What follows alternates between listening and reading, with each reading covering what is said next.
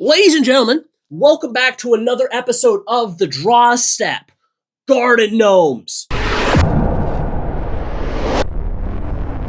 They're cute, right? Wrong! They're evil, they're scary, they're terrifying, and they are going to win you so many games of Commander.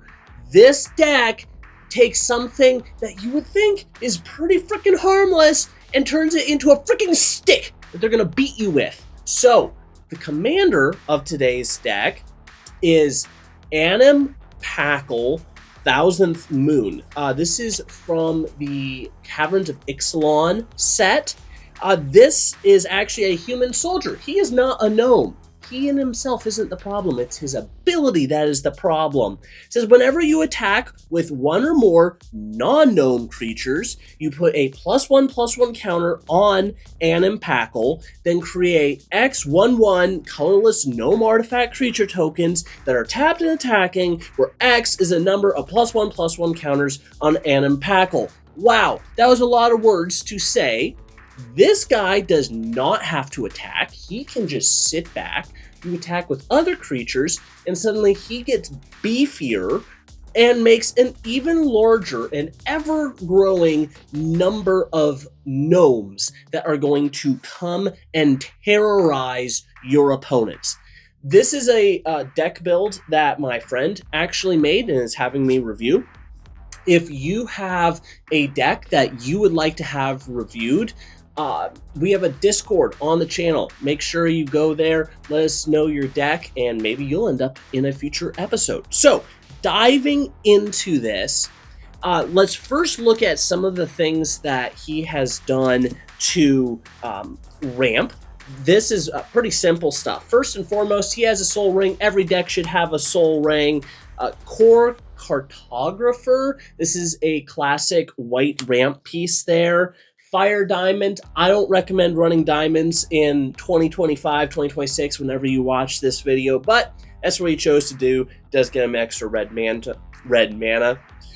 Chromatic Lantern, another both ramping piece and mana fixing piece. And then last, Discerning Financer, which can get you a treasure token if your opponents are ramping ahead of you. So that green player, you can make treasure tokens off of him. That's pretty nice. You're going to want to stick around to the end of this video. I'm going to save the last and most powerful card out of this deck, which makes it absolutely insane. But he does do a few things that really work around the token creation aspect of it. First is Assemble the Legion for 5 mana. This is going to be creating more 1/1 soldier creatures. Now, they're not gnomes, so I feel 50-50 on the include of that in the deck. 5 mana is a lot to pay for an enchantment like that. However, it is making tokens. We are doing some stuff with tokens. They're not gnomes, so if you attack with them, it would trigger the commander's ability. So, yeah, I guess it's kind of nice. In the same vein, we have Twilight Drover for 3 mana, and when your tokens die, it is going to get stronger. So again, there's some benefit there. And then Field of Souls for 4 mana. This is whenever a non-token creature is put into a graveyard from the battlefield, put a 1/1 white spirit creature with flying onto the battlefield. So it's kind of the same thought as Assemble the Legion. I'm 50-50 on if I would include things like that in there. Just because this deck builds tokens doesn't mean you have to have a lot of other token creation things in there, but that's the direction he decided to go. Now, what is really good as far as the token creation goes is things like Phantom General, which is going to buff all of those tokens that you are creating. Glorifier of Suffering.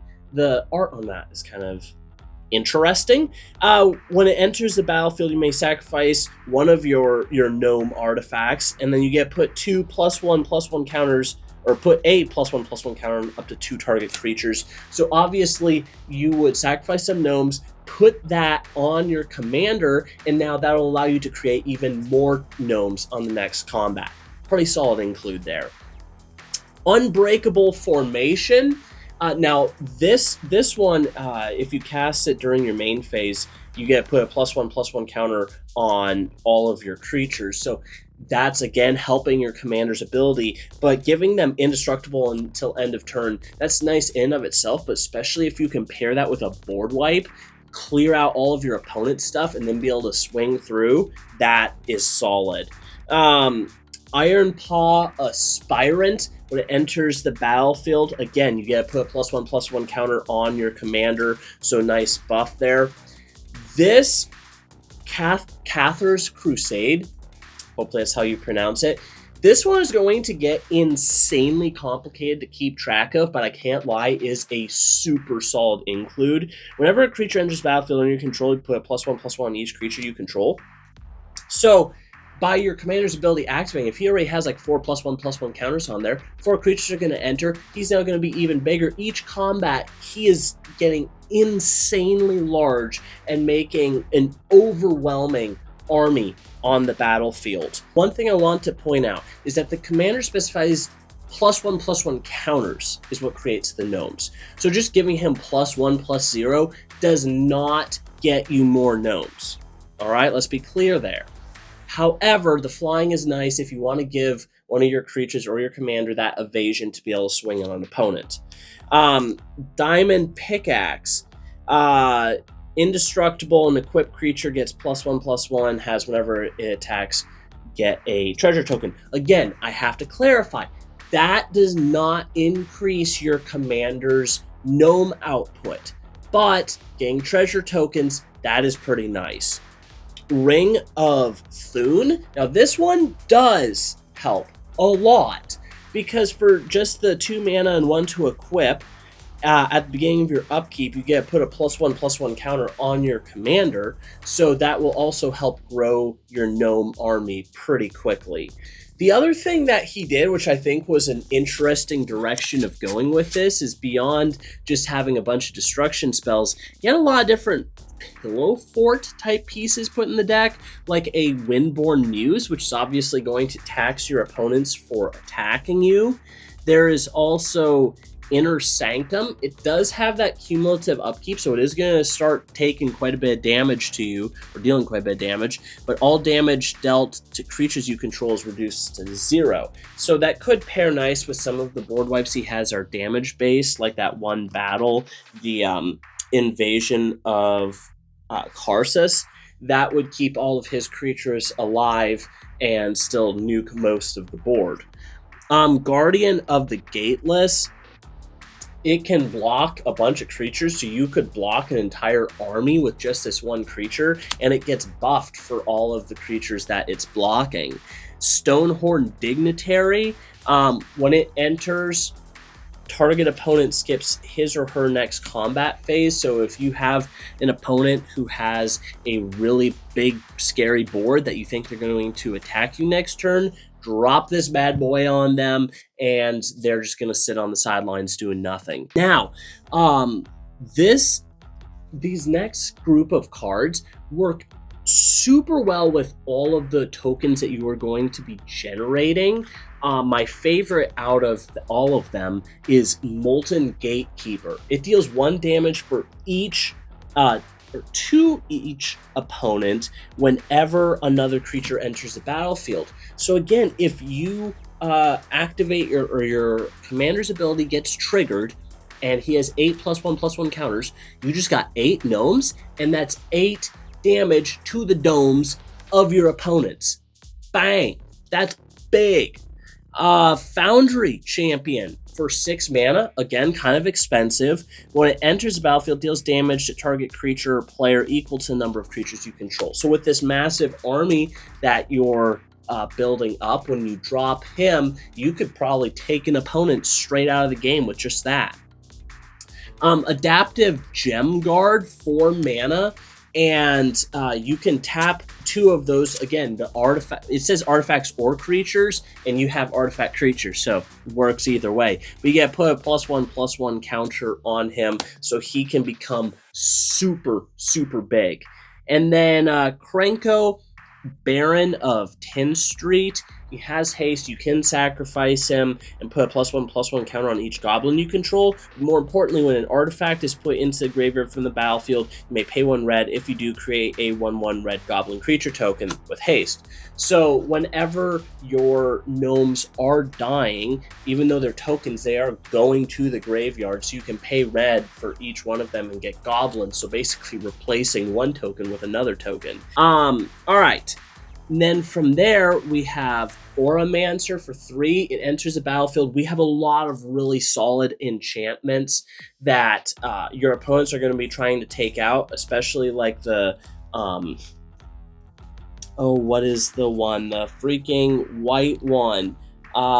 Cather's Crusade that's putting all the 1/1 counters on. Your opponents are going to want to try to destroy that as quickly as possible. Hellrider. Whenever a creature you control attacks, it deals 1 damage. So this thing is going to be doing a ton of damage throughout the game. Same with Boros Battle Shaper. At the beginning of each combat,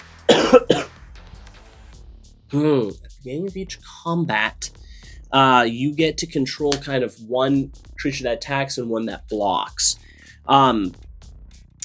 For instance, like Firemane Avenger, 4 mana for a 3/3 angel, and when it and at least 2 other creatures attack, it deals 3 damage to target creature or player, and you gain 3 life. What's not to love about that? Getting life, taking life. 3-fold Thunderhulk, 7 mana, a big creature well, not really a big creature, a big mana cost for this. It enters the battlefield with 3 +1/+1 counters on it. And when it enters the battlefield or attacks, create a number of 1/1 colorless gnome artifact creature tokens, so same as your commander, equal to its power, and then you can pay 2, sacrifice another artifact, put a 1/1 counter on him. So that thing, it's not even a tap ability. As long as you have mana, you can just sacrifice your gnomes, put more 1/1 counters on this thing, and have basically 2 outputs that are making a ton of gnomes for you.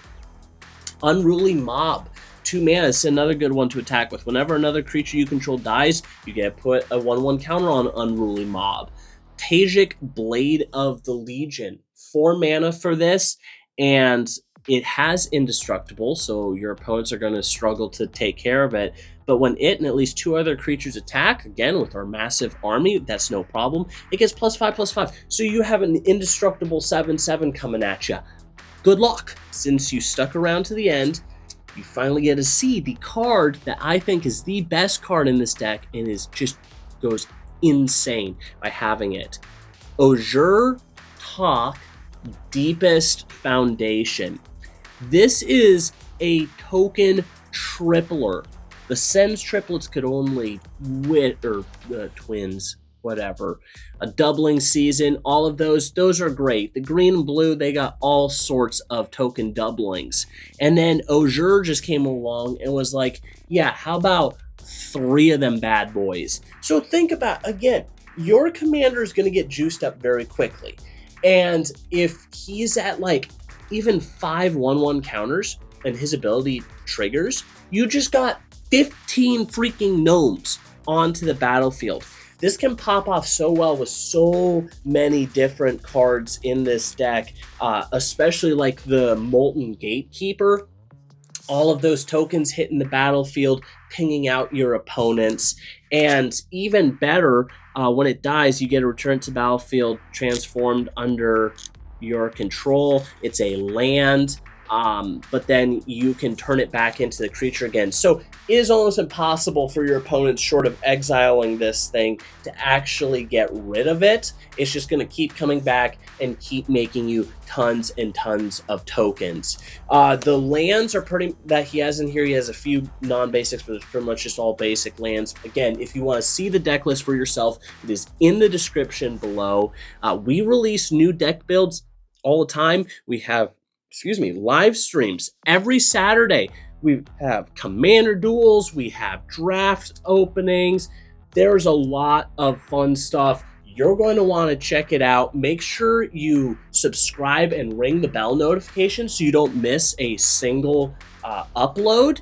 And if you enjoyed this video, like it, share it with your friends. Let me know what cards you would tweak or add to the deck. And I'll see y'all next time.